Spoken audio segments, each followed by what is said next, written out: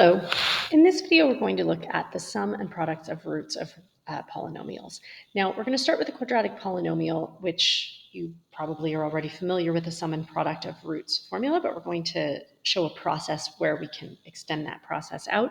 So we can write it either in a completely distributed form, ax squared plus bx plus c, or if p and q are the zeros of the polynomial, whether those zeros are real, irrational, or non-real, it doesn't really matter. If p and q are the zeros, we could write this in a factored form, a times x minus p times x minus q. So by expanding the factored form, and when we fully expand the factored form, it ends up being ax squared, so the a is just going to be the same, the coefficient here, minus a times p plus q x plus apq. So I'll spare you the steps of distribution, trusting that you do know how to multiply polynomials or binomials together. This obviously has to be equivalent to ax squared plus bx plus c if they are the same polynomial. So the ax squared, well, that part's obviously equivalent, but the linear term and the constant term also have to be equivalent to the linear and constant term of the original expanded polynomial, which means that negative a times p plus q has to be equal to b, which is where we get the fact that the sum of those two roots, b plus q, is equal to negative b over a. And APQ has to be equal to C, so we get that the product of those roots, PQ, has to be equal to C over A. So hopefully nothing too shocking or brand new there.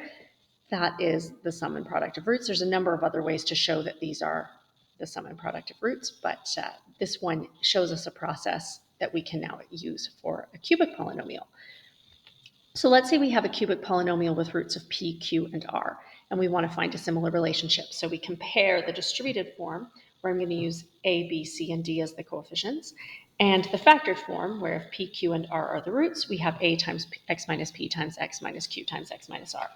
Now again, sparing you the distribution, what this becomes when I distribute it, the factored form, using p, q, and r, becomes ax cubed minus a times p plus q plus r x squared plus pq minus pr minus qr x, that's the linear term, minus a pqr. And again, each of these coefficients has to be equivalent to the a, b, c, d coefficients I used originally. So that means that negative a times p plus q plus r has to be equal to b, which means that p plus q plus r has to be equal to negative b over a, which is exactly what we got with the quadratic. And we can see just from understanding how distribution works that is going to keep happening with every type of polynomial, that the second coefficient, or the coefficient of the term where the x has 1 degree less than the degree of the polynomial, is always going to correlate with the sum of the coefficients in this way. The opposite of that coefficient divided by the leading coefficient is going to give me the sum of the roots. The linear term in this case I'm not going to concern myself with too much, but I do see that negative APQR, which is PQR being the product of the roots, has to equal D, which means that PQR equals negative D over A. So with my quadratic, considering that C was the constant term in my quadratic, I ended up with the product of the roots was C over A. With my cubic, seeing that D is the constant term, I end up with the product of the roots being negative D over A. Still the constant term divided by the leading coefficient, but positive in the quadratic and negative in the cubic. And if we think about distribution, that's going to make sense. So in the quadratic, when I multiply, my constant term comes from simply multiplying together the constant term of each binomial along with that coefficient of a.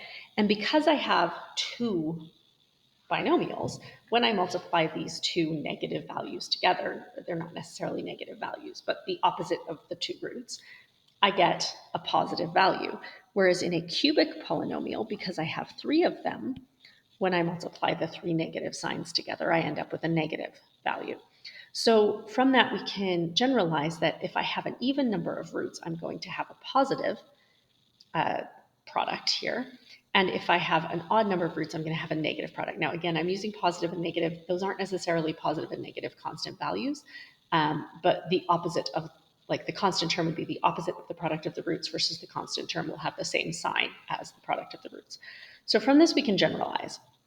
So let's say we have a polynomial with a leading coefficient of a sub n and a constant term of a sub 0.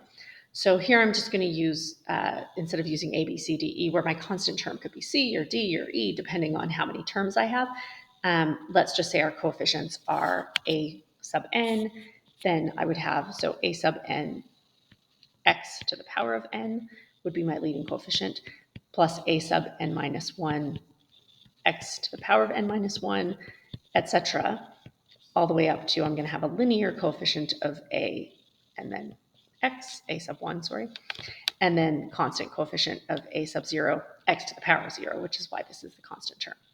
So the sum of the roots is going to involve this second coefficient, a sub n minus 1, divided by the first coefficient, and it's going to be the opposite.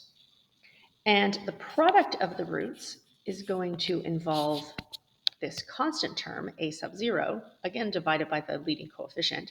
But this time I need something in here to ensure that if n is even, so like in a quadratic, then negative 1 to the power of n is going to be equal to 1. And so the sum of the roots will simply be a sub 0 over a sub n.